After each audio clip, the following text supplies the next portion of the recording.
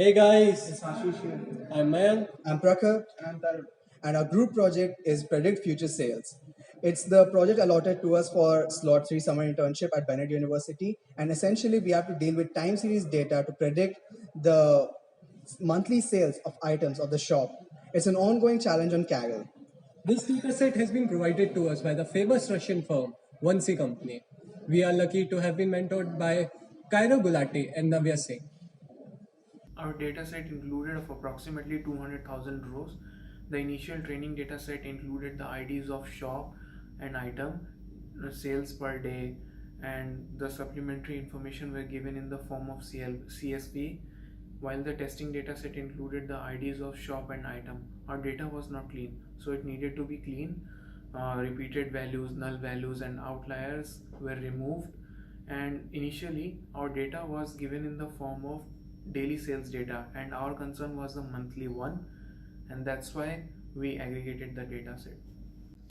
Usually, when it comes to time series sequences, the industry standard is to use an LSTM model, and hence the first model that we used was an LSTM. Our LSTM network consisted of 3 layers with 10, 6, and 1 nodes in each of the 3 layers, followed by an MLP with 10, 10, and 1 neurons in each of the 3 layers. The aim of our model was to understand the previous data and predict the sales for the next month. Our model produced pretty decent good results and provided an RMSE value of 1.22.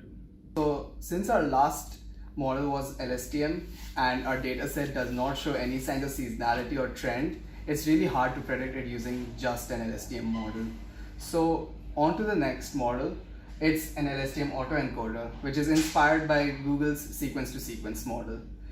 So essentially the main aim of our using the autoencoder was to enrich our input in such a way that the noise is removed, the thing that makes our dataset erratic is removed. So what we did was use an autoencoder with LSTM autoencoder with 12 layers on the 12 neurons in the first layer, 6 in the second, 1 which is the bottleneck, 1 LSTM here, 6 here, and 12 here. It's a common LSTM autoencoder which you can find. Then we trained it on our input dataset, which consisted of 12 months of data from date block 20 to 33. And we received an RMSE value while training this of somewhere around 0.672. If our signal, which we have been input from the encoder side, is being reproduced really well on the output side, that just means that we have a really efficient encoder.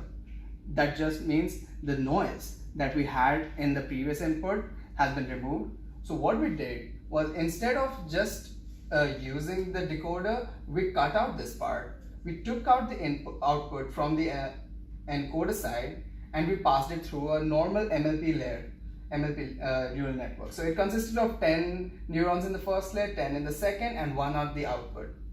And this proved to be a really better solution to our previous model and gave us an RMSE of approximate 1.1, which is a really better improvement. Till now, whatever models we have seen are based on neural networks. They were giving us a good result, but we wanted something even better. So we opted for tree-based algorithm. In tree-based algorithm, a group of decision trees are used to find out a result.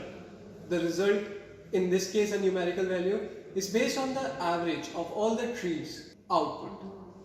Now, what exactly are trees or decision trees? Suppose you are faced with any dilemma in real life, whether you want to go outside to play or not. Now, there must be different parameters that you need to take under consideration. Is it raining outside or not? Is it too hot outside? After taking into consideration all these parameters, you finally go out to get some results. Now, these results are basically taken by you in a series of rational simple steps. This is exactly what the decision tree does. The two models used in this project are XGB and LGBM, or extreme gradient boosting method and light gradient boosting machine. Now, the common thing in these two is that they are both tree-based algorithm based on the method of boosting. Boosting is basically when the next tree in the iteration learns from the errors of previous tree. I won't go into that much detail over here since it itself is a vast concept, but the thing you need to remember is that there are a lot of hyperparameters that you can vary in these models. Suppose the depth of the tree, the number of leaves in these trees, the number of trees itself.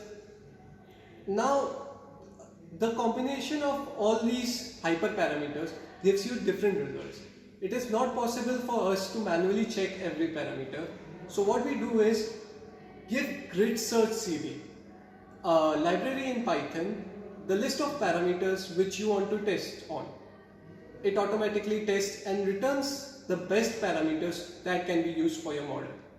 Using that, we found out that XGB works best and gives us an RMSE value of 0.916, while LGBM, while working best, gives us an RMSE of 0.905.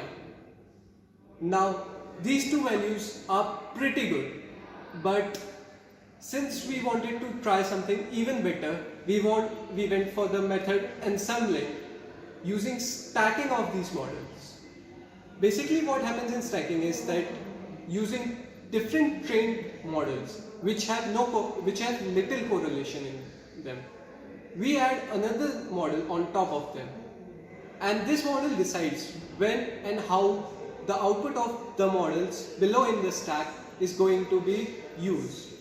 Using that, I use linear regression as the stack level 2 model and XGB and LGBM in level 1. The final result which I got had an RMSE value of 0.902, which was the best we had achieved till now. It led us to a rank of 262, the top 7% in a competition that had almost 4,000 teams.